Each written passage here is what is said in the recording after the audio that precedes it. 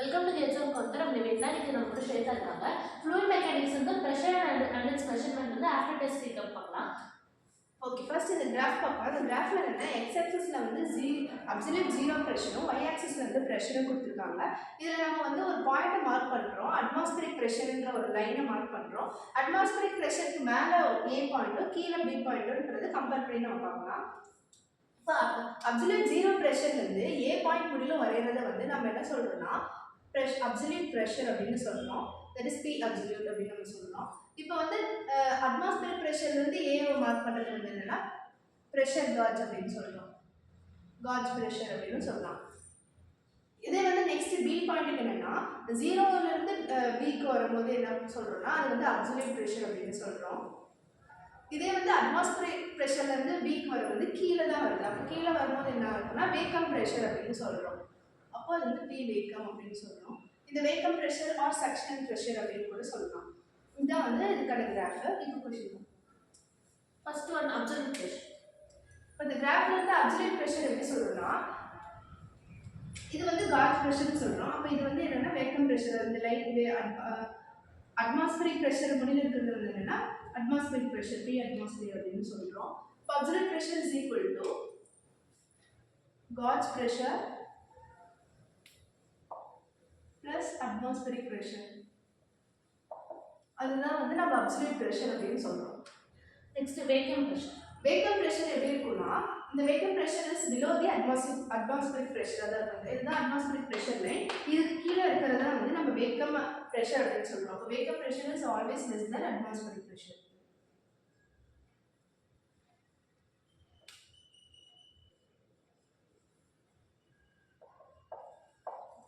Next gauge pressure. Gauge pressure இந்த ஃபார்முலால இருந்து நம்ம காஜ் ப்ரெஷர் எடுக்கலாம். இப்போ gauge pressure is equal to absolute pressure minus atmospheric pressure.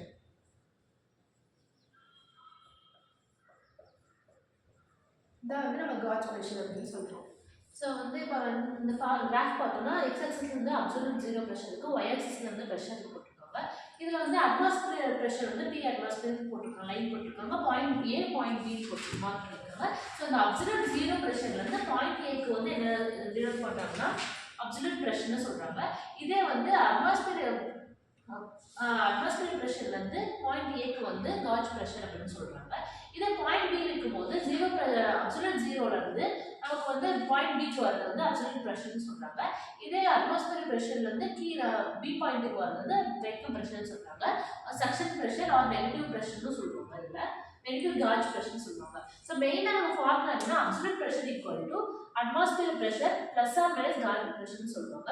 So வந்து நமக்கு வந்து காஜ் ப்ரெஷர் வந்து ப்ளஸ்ஸாக இருக்கும். இதே நெகட்டிவ் நமக்கு பாயிண்ட் பியில் நமக்கு சொல்லும் போது நமக்கு டவுன்வர்ட் ஆகிறதுனால நெகட்டிவ் வரும்.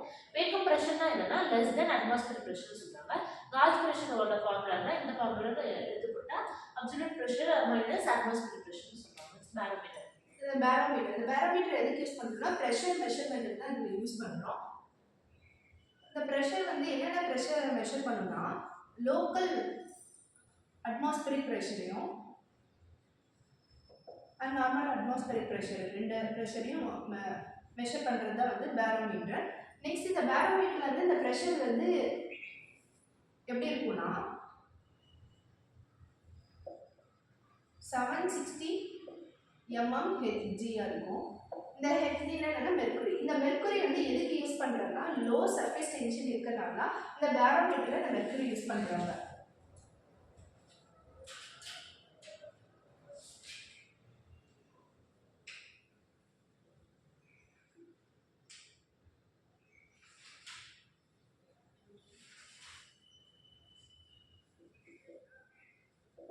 இந்த பேரோமீட்டர் வந்து லோக்கல் அட்மாஸ்பியரிக் ப்ரெஷரையும் மெஷர் பண்ணும். இந்த ப்ரெஷர் எப்படி இருக்கும்னா 760 mmHg இருக்கும். இந்த ஹெச்ஜி இது பண்ணுறாங்க லோ சர்ஃபேஸ் டென்ஷன் இருக்கிறதுனால யூஸ் பண்ணுறாங்க. ஸோ பேரோமீட்டர்னா மெயினாக என்னன்னா அட்மாஸ்பியர் ப்ரெஷர் வந்து கண்டுபிடிக்கிறது தான் பேரோமீட்டர் யூஸ் பண்ணுறாங்க.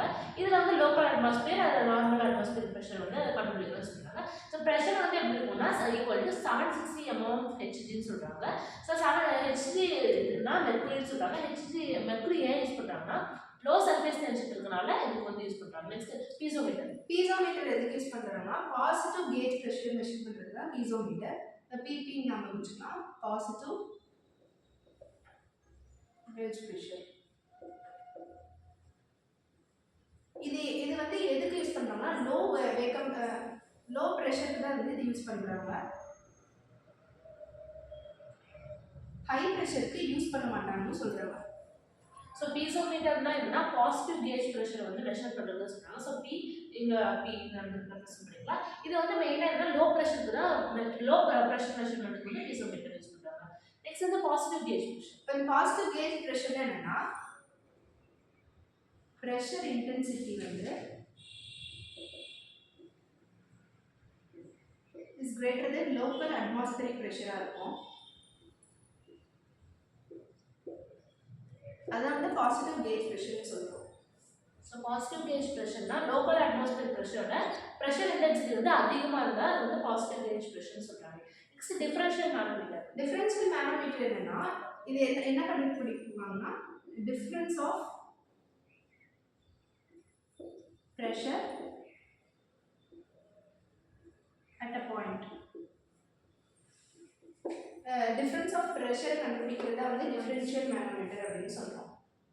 ஸோ டிஃபரன்ஷியல் மேனோமீட்டர்னாலே ப்ரெஷர் டிஃபரன்ஸ் வந்து நம்ம கண்டுபிடிக்கிறோம். இது டிஃபரன்ஷியல் ப்ரெஷர்னா 2 பாயிண்ட்டுக்கு நடுவில் வந்து கண்டுபிடிக்கிறது வந்து ப்ரெஷர் கண்டுபிடிக்கிறது வந்து டிஃபரன்ஷியல் மேனோமீட்டர்னு சொல்றாங்க. Next manometer. மேனோமீட்டர்னா எதுக்குன்னா ப்ரெஷர் மெஷர் பண்ணுறதுக்கு தான் நம்ம யூஸ் பண்ணுறோம். For manometer is used to measure pressure. இதோட லிக்விட் காம்பினேஷன் எப்படி இருக்கும்னா டென்சிட்டியும் அதிகமாக இருக்கும், டைனமிக் விஸ்காசிட்டி அதிகமாக இருக்கும் அப்படின்றது சொல்கிறாங்க.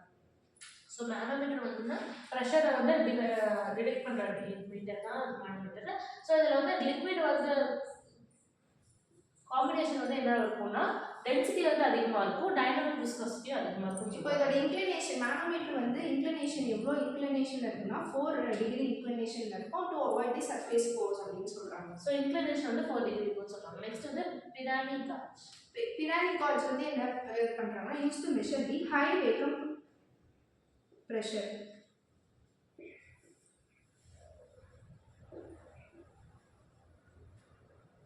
ஹை வேக்கம் ப்ரெஷர் கண்டுபிடிக்கிறது யூஸ் பண்ணுறாங்க. ஸோ ஹை வேக்கம் ப்ரெஷரை வந்து டிடெக்ட் பண்ணுறது என்னன்னா பிரானிக் காஜ்னு சொல்கிறாங்க. நெக்ஸ்ட் வந்து simple boron tube pressure gauge is a open channel open loop control system.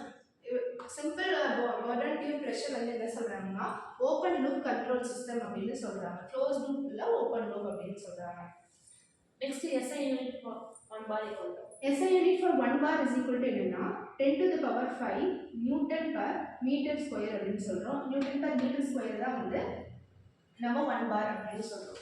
So 1 bar equal to 10 power 5 newton per metre square or பாஸ்கல்னு சொல்லலாம்.